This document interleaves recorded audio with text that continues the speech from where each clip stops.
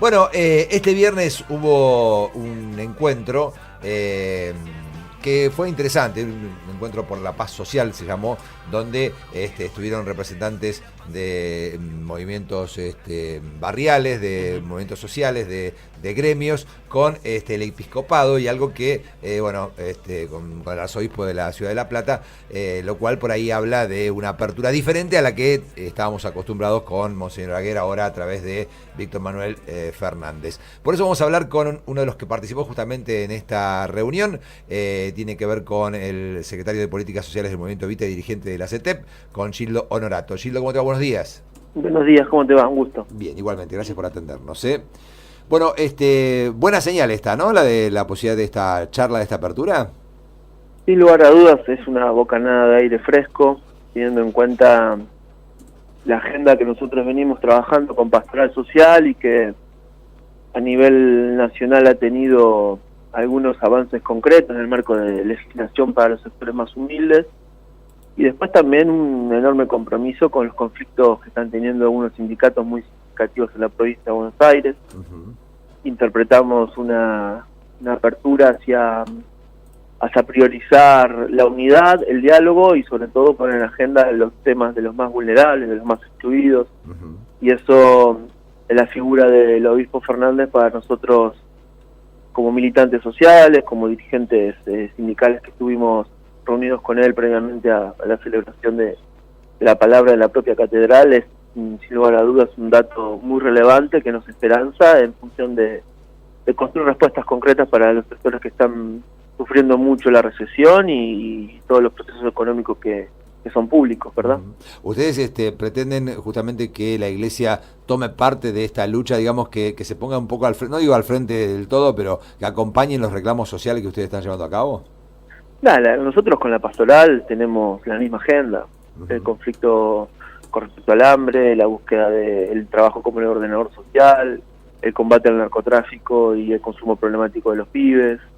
Después hay una intermediación en el marco de astilleros, en el marco de los conflictos docentes. Y me parece que hay una mirada que prioriza, como te decía, la paz social, la firmeza en el reclamo, pero también que la agenda de aquellos que estén sufriendo estén en la primera línea de los reclamos que tenemos hacia el Poder Ejecutivo, y que el Poder Ejecutivo tome nota, ¿no? Porque muchas veces Cambiemos principalmente se jacta de establecer diálogo con los sectores sindicales, sociales y hasta veces opositores y empresariales, pero ese diálogo muchas veces significa que nos comuniquen el rumbo sin ningún tipo de posibilidad de consensuar y de cambiar las políticas, es decir, hacernos cómplices del ajuste, a lo cual nosotros estamos dispuestos. Por eso el diálogo, como le decimos en la pastoral, tiene que tener realizaciones concretas. Claro.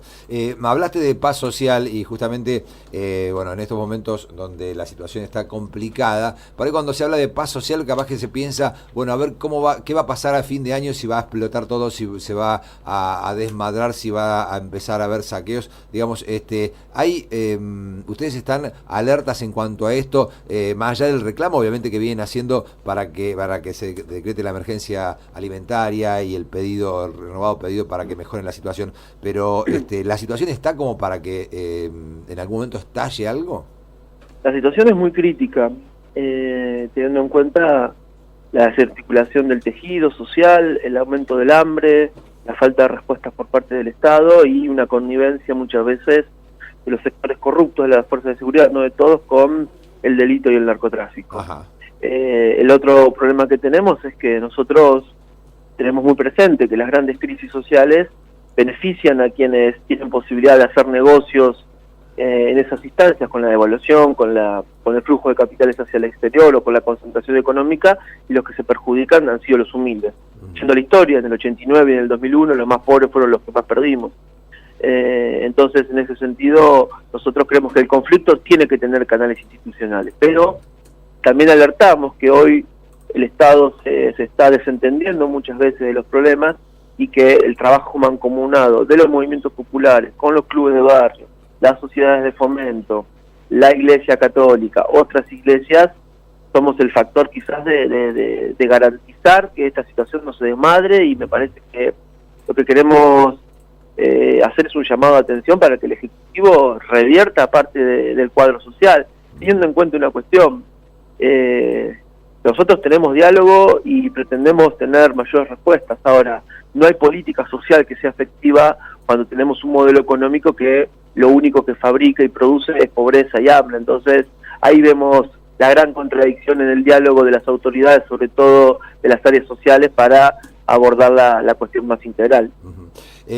Hoy salió una información en uno de los medios de Capital de una diferencia que se da en el gobierno nacional entre la ministra de Desarrollo Social, Carolina Stanley, y la ministra de Seguridad, Patricia Bullrich, en cuanto a cómo ve cada uno las agrupaciones sociales y la forma de protesta, y en esto ha sido bastante dura, como siempre, Patricia Bullrich, en cuanto a que, según ella, las agrupaciones sociales protestan con plata del Estado. Bueno, me imagino que esta información la han recibido de la mejor manera, ¿no? Supongo.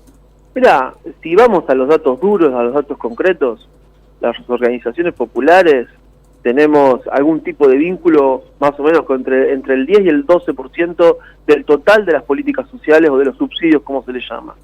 Es decir, el 10 o 12% de los compañeros y compañeras que reciben alguna política social están vinculados a movimientos populares. El resto están vinculados a otro tipo de estructura, de instituciones, a intendentes, a gobernadores, y me parece que lo que se intenta hacer es una estigmatización y generar provocaciones permanentemente, como la que vivimos el día 24 en el puente Purredón, donde nosotros no teníamos pensado cortar la totalidad del puente, simplemente queríamos marchar, dejando carriles alternativos desde el puente Purredón para llegar a la Plaza de Mayo, y cuando llegamos nos encontramos con un operativo de más de 700 prefectos, que era lo que estaban impidiendo el tránsito y el paso de los manifestantes, ¿no? Entonces, lo que vemos es una permanente provocación de la ministra Bullrich.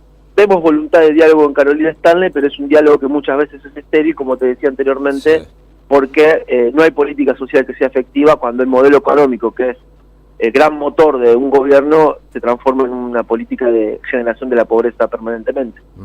Gildo, ¿qué tendría que hacer el gobierno pensando en este fin de año? Digamos, un bono, mejorar la asignación universal. ¿Qué es lo que tendría que hacer o qué es lo que ustedes están reclamando desde la CETEP o desde el Movimiento Evita?